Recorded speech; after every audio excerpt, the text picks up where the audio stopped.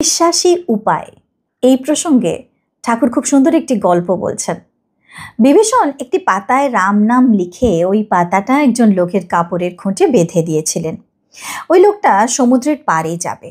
বিভীষণ তাকে বললেন, তোমার ভয় নেই, তুমি বিশ্বাস করে জলের উপর দিয়ে চলে যাও, কিন্তু দেখো অবিশ্বাস করো না যেন।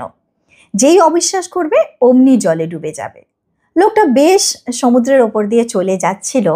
এমন সময় তার ভারী ইচ্ছা হলো যে দেখি এর ভিতরে এমন কি লেখা রয়েছে যার জন্য আমি সমুদ্র হেঁটে পার হয়ে যেতে পারছি।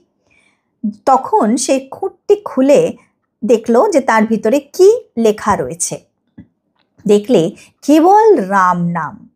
তখন সে ভাবল, এ কি, শুধু রাম নাম লেখা রয়েছে।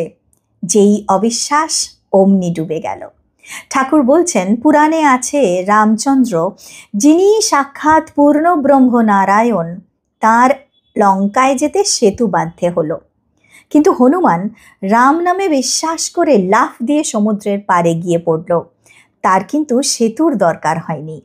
যার ঈশ্বরে বিশ্বাস আছে সে যদি মহাপাতক করে, গো ব্রাহ্মণ স্ত্রী হত্যা করে, তবুও ভগবানে এই বিশ্বাসের বলে ভারী ভারী পাপ থেকে উদ্ধার হতে পারে।